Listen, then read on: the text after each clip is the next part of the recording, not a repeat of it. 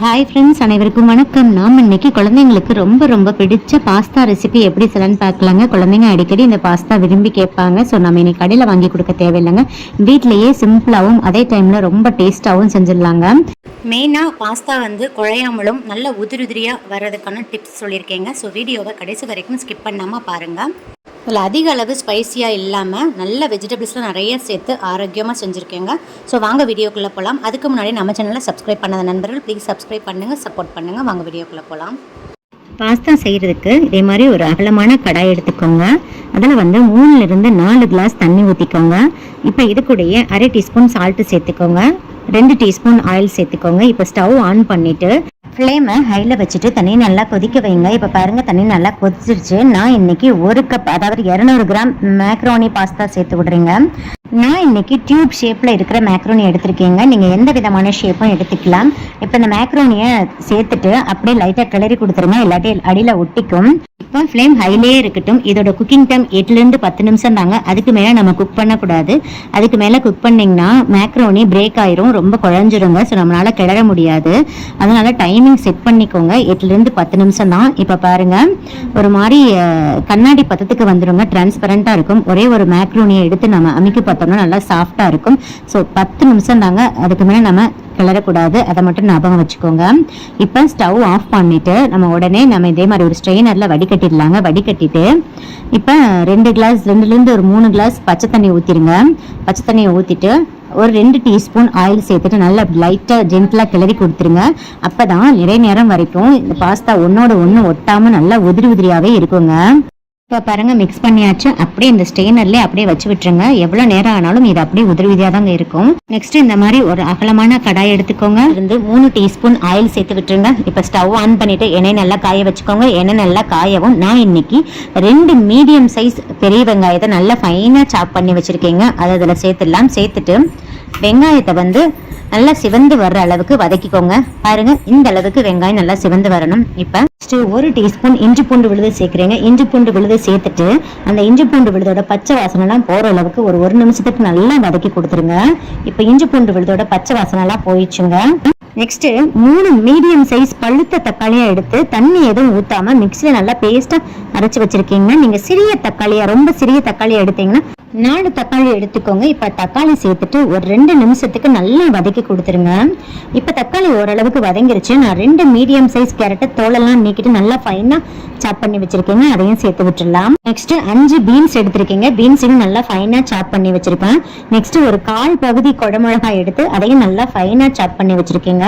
அதையும் சேர்த்து விட்டுடலாம். இது கூட நீங்கள் பச்சை பட்டாணி, ஸ்வீட் கார்ன் சேர்க்குறதா இருந்தால் குக்கரில் நல்லா வேக வச்சுட்டு இந்த ஸ்டேஜில் நீங்கள் சேர்த்துடலாங்க. இப்போ நல்லா மிக்ஸ் பண்ணி கொடுத்துட்டு இப்போ காய் வேகிறதுக்காக அரை டீஸ்பூன் சால்ட்டு சேர்த்துக்கோங்க. ஏற்கனவே நம்ம மேக்ரோனிலையும் சால்ட்டு சேர்த்துருப்போம். ஸோ அரை டீஸ்பூன் சேர்த்துக்கோங்க. தேவைப்பட்டால் லாஸ்ட்டில் சேர்த்துக்கலாங்க. சேர்த்துட்டு நல்லா மிக்ஸ் பண்ணி கொடுத்துருங்க. இப்போ ஃப்ளேமை கம்ப்ளீட்டாக சிம்மில் வச்சுருங்க. அரை டீஸ்பூன் மஞ்சள் தூள், 1/2 டீஸ்பூன் மிளகாய் தூள், அரை டீஸ்பூன் கரம் மசாலா தூள் சேர்த்துட்டு நல்லா வதக்கி கொடுத்துருங்க. இப்போ காயில வதங்குறதுக்காக ஒரு 1/4 கிளாஸ் தண்ணி ஊற்றுருங்க. அதிக அளவு தண்ணி ஊற்றக்கூடாதுங்க. 1/4 கிளாஸ் போதுமானதுங்க. 1/4 கிளாஸ் ஊற்றிட்டு நல்லா மிக்ஸ் பண்ணி கொடுத்துட்டு ஃப்ளேம் சிம்லேயே இருக்கட்டும். இப்போ மூடி போட்டு க்ளோஸ் பண்ணிட்டு ஒரு 5 நிமிஷத்துக்கு அப்படியே விட்டுருங்க. இடையில கிளறி கொடுத்துட்டே இருங்க. அப்பதான் காயில நல்லா வெந்து எண்ணெய் பிரிஞ்சு வருங்க. இப்போ பாருங்க, 5 நிமிஷம் ஆயிடுச்சு. ஓப்பன் பண்ணிட்டேன், நல்லா எண்ணெய் பிரிஞ்சு வந்துருச்சுங்க. காயும் நல்லா வெந்துருச்சுங்க. மசாலாவோட பச்சை ஸ்மெல்லும் போயிடுச்சு. ஒரு 5 நிமிஷத்துக்கு சிம்மில் வச்சு வதக்குனா போதுங்க. பாருங்க, நல்லா இந்த மாதிரி தொக்கு பதத்துக்கு இருக்கணுங்க. இந்த மாதிரி தொக்கு பதத்துக்கு இருந்தாலும் நம்ம மேக்ரோனியை சேர்த்து மிக்ஸ் பண்ணுறச்ச மேக்ரோனியில் எல்லா இடத்துலையும் ஈவனாக ஸ்ப்ரெட் ஆகி சாப்பிட்றதுக்கும் டேஸ்ட்டாகவும் ஜூஸியாக இருக்குங்க. ஸோ அதனால் இந்த மாதிரி தொக்கு பதத்துக்கு செஞ்சுக்கோங்க. இப்போ பாருங்கள், நான் 2 டீஸ்பூன் டொமேட்டோ சாஸ் ஆட் பண்ணுறேங்க. டொமேட்டோ சாஸ் முழுக்க ஆப்ஷனல் தான். விருப்பப்பட்டால் சேர்த்துக்கலாங்க, இல்லாட்டி அவாய்ட் பண்ணிக்கலாம். இப்போ நாம வடிகட்டி வச்சிருக்கிற மேக்ரோனியை சேர்த்துடலாங்க. பாருங்க, மேக்ரோனி எந்த அளவுக்கு உதிரியாக இருக்குன்னு. எவ்வளோ நேரம் ஆனாலும் மேக்ரோனி ஒன்னோடு ஒன்று ஒட்டாமல் இப்படியே உதிரியாக தாங்க இருக்கும். ஸோ நான் சொன்ன மாதிரி எண்ணெய் அப்ளை பண்ணிவிட்டு லைட்டாக மிக்ஸ் பண்ணி கொடுத்துருங்க. எங்கேயுமே மேக்ரோனி பிரேக் ஆகலை பாருங்கள். ஸோ 8லேருந்து 10 நிமிஷம் தாங்க, அதுக்கு மேலே வேக வைக்க வேண்டாம். இப்போ மேக்ரோனி சேர்த்துட்டு நல்லா ஜென்டலாக மிக்ஸ் பண்ணி கொடுத்துருங்க. இந்த கிரேவி நல்லா தொக்கு மாதிரி இருக்கிறதுனால ஈஸியாக மிக்ஸ் பண்ண வருங்க. மிக்ஸ் பண்ணி கொடுத்துட்டு இது கூடயே 1/4 டீஸ்பூன் மிளகுத்தூள் சேர்க்குறேங்க. மிளகுத்தூள் சேர்த்துட்டு உப்பு செக் பண்ணிக்கோங்க. எனக்கு உப்பு கம்மியாக இருக்குது. அரை டீஸ்பூன் சால்ட் சால்ட் சேர்த்துட்டு நல்லா மிக்ஸ் பண்ணி கொடுத்துட்டு ஃப்ளேம் சிம்லேயே இருக்கட்டுங்க. இப்போ 1 நிமிஷத்துக்கு மூடி போட்டு க்ளோஸ் பண்ணிடலாங்க. அப்பதான் நம்ம சேர்த்துருக்கிற உப்பு, காரம், புளிப்பு எல்லாமே மேக்ரோனில இறங்கிட்டு நல்லா சாப்பிட்றதுக்கு டேஸ்டா இருக்குங்க. இப்போ 1 நிமிஷம் ஆயிடுச்சு, நான் ஓப்பன் பண்ணிட்டேன். இப்போ ஒரு கைப்பிடி அளவு கொத்தமல்லி தழையை நல்லா வாஷ் பண்ணிட்டு ஃபைனாக சாப் பண்ணிட்டு சேர்த்து விட்டுக்கோங்க.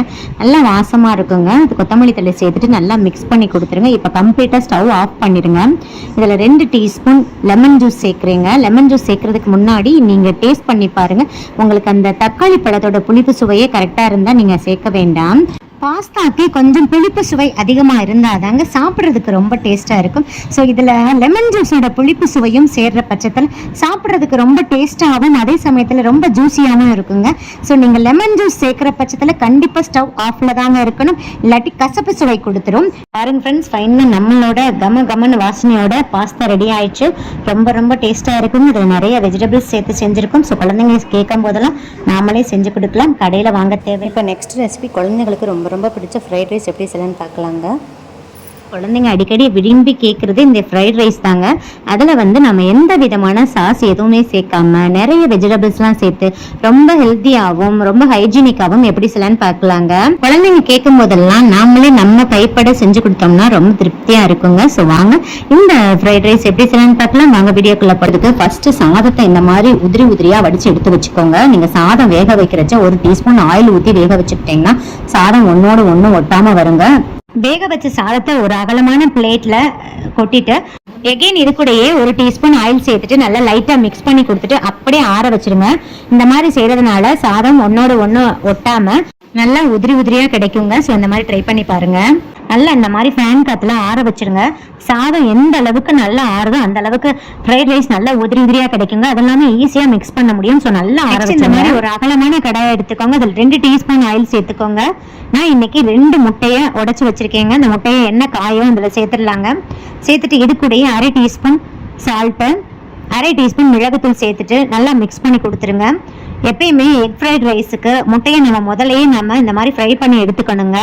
இது கூடயே நம்ம வெஜிடபிளை போட்டு நம்ம ஃப்ரை பண்ணோம்னா அந்த வெஜிடபிள்ஸ்ல மேலே ஃபுல்லாக அந்த எக் கோட் ஆகிக்கிட்டு நமக்கு சாப்பிட்றதுக்கு நல்லா இருக்காதுங்க. அதுவும் இல்லாமல் ரொம்ப நேரம் எக் நம்ம ஃப்ரை பண்ணோம்னா எக் ரொம்ப ஹார்ட் ஆயிருங்க. ஸோ அதோட சாஃப்ட்னஸ் போயிடும். அதனால நம்ம எப்பயுமே ஃபர்ஸ்டே நம்ம இந்த மாதிரி ஃப்ரை பண்ணி எடுத்துக்கணுங்க. 2 நிமிஷம் ஃப்ரை பண்ணால் போதுங்க. அதுக்கு மேலே ஃப்ரை பண்ணிங்கன்னா ஓவர் குக் ஆகி ரொம்ப ஹார்ட் ஆயிரும். பாருங்க 2 நிமிஷம் ஆயிடுச்சு. இந்த அளவுக்கு ஃப்ரை ஆனா போதுங்க. இப்போ எக்கை மட்டும் தனியாக ஒரு பிளேட்டுக்கு டிரான்ஸ்ஃபர் பண்ணி அப்படியே வச்சு விட்டுருங்க. நெக்ஸ்ட் அதே கடாயிலேயே 2 டீஸ்பூன் ஆயில் சேர்த்துக்கிறேங்க. ஆயில் சேர்த்துட்டு எண்ணெய் நல்லா காயமும் ஃப்ளேமை மீடியமில் வச்சுக்கோங்க. நான் 4-5 பெரிய சைஸ் பூண்டு பல்ல இந்த மாதிரி நல்லா ஃபைனாக சாப் பண்ணி வச்சுருக்கேங்க. அதை இதில் சேர்த்துடலாம். பூண்டு வந்து இந்த ஃப்ரைட் ரைஸுக்கு ஒரு நல்ல மனம் கொடுக்குங்க.